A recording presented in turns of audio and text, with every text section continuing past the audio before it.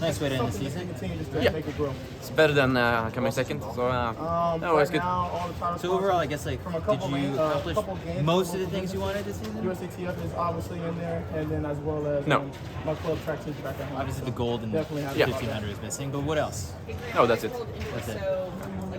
The other day you were talking about how the mile was the focus coming in. You know, what was it like for you this morning when you got up prepared to run this race? I mean, how focused were you? Were you as dialed in as you were yesterday? If I was Just as locked in to Yeah, this race? yeah. This is what I do. It's, I would say I'm pretty good at staying focused and focusing on the right things, because that's what I enjoy doing.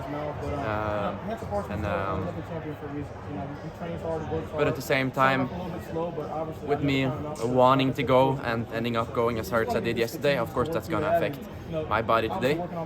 But I kind of felt better than I was fearing when I woke up this morning, and I did just a warm up at 6 a.m.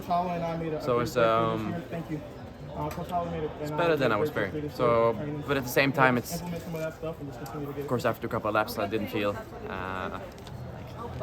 extremely good, but so I could have been, easier on myself and probably just laid back and just try to win. But that's not my way of racing. I read an article, I think the Norwegian translation was correct, saying that you wanted the world record from every distance from the 1500 meters to the marathon. Is that right? And which of those records do you think is the hardest? Yeah, it's about right. I think that's just a question of definition. For you, which do you think is would be the most difficult to break? For me, definitely the faster the pace is, the harder it is, because I'm more aerobic based, obviously. So the slower it is, it's more just training, specifically towards running longer and in period of time. But I'm not gonna say it's easy, but it's just about practice. You could say the same thing about speed and running relaxed at 55 laps, but I would say that's definitely the hardest part. Does that include the steeplechase? Is that on your goal to break Yeah. that? Yeah. Yes. Freezing on the back straight today? Yeah.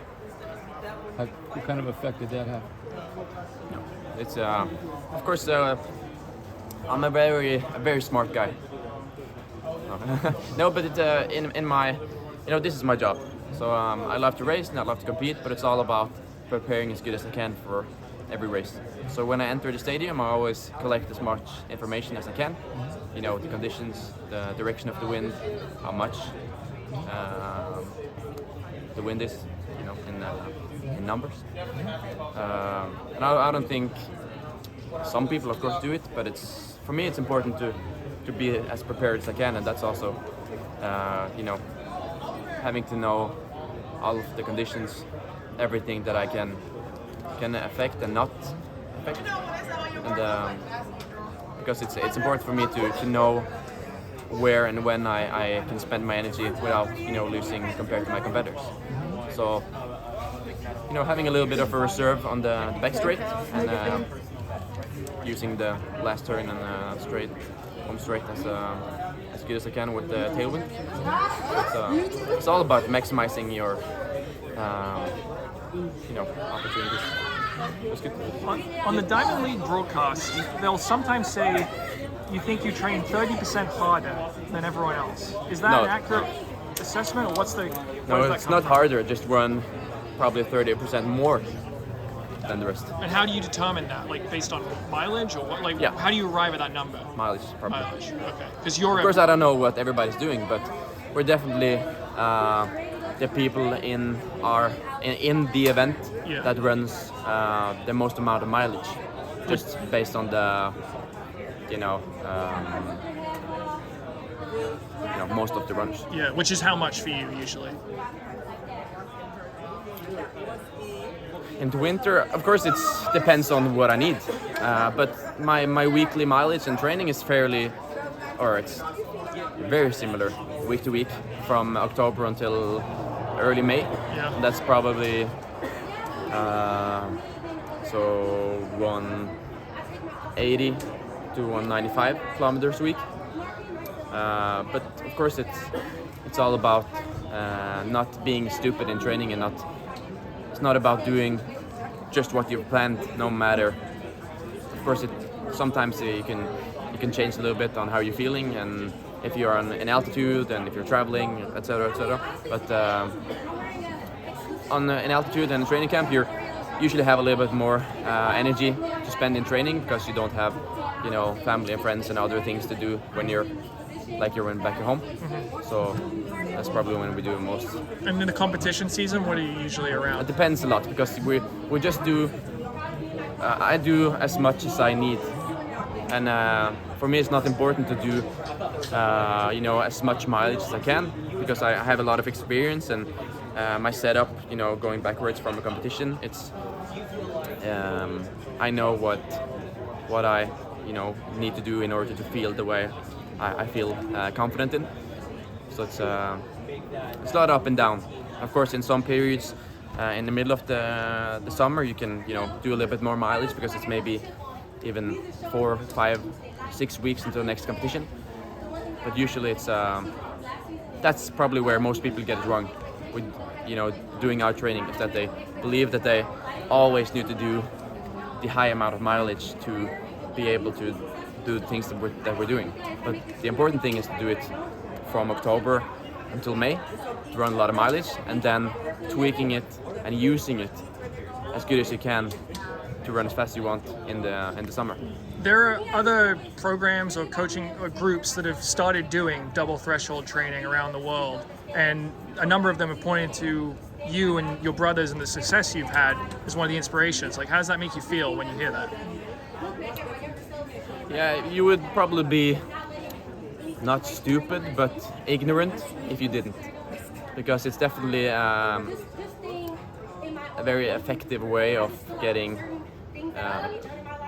better in running. But it's like in every aspect of life, there's a lot of roads to take to becoming a good runner, or even good in anything.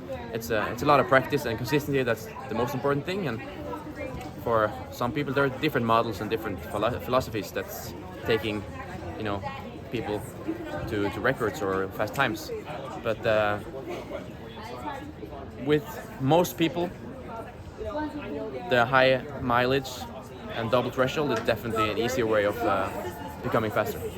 Do you think that contributes at all to why you're able to stay healthy? The most reason is because of you're able to stay consistent, because you're never going too hard. If you put too much in a Tuesday and Friday session, it's a higher risk of injury. Yeah. As everybody that's doing it, is showing. When's the last time you were injured? Like, had a serious injury? I'm always trying to push the limits, so you're always gonna have something. But the most difficult part is when you're probably growing, and when you're trying to increase your mileage consistently without. But I've had my fair share of injuries. But it's all about knowing your body and taking a step back when you need it. Yeah. Will you continue to try to build your mileage, or do you think it's basically No, this is as high as you? Yeah, now you should get? it's in the last couple of years it's probably been as high as it gets, and I would say I rather quickly when I realized that I've filled the cup a little bit too much, and then it's just about trying to do that for a couple of weeks, but not pushing it further. Have you given a thought to how fast you might be able to run a marathon, and what's your mental picture? I don't really enjoy, talking about what could be. Yeah. Because it's easier to just do it. So I think time will tell how fast I can run the marathon. But I will definitely give it a go. And if some people can do something, I believe I can do it better. Just my way of thinking and my way of staying motivated. But yeah. Would your goal to be the first person to run under 2 hours without the kind of assistance that Kipchoge had? That would be a lot of fun. But I think we will see one day. All right. Thank you, Jakob.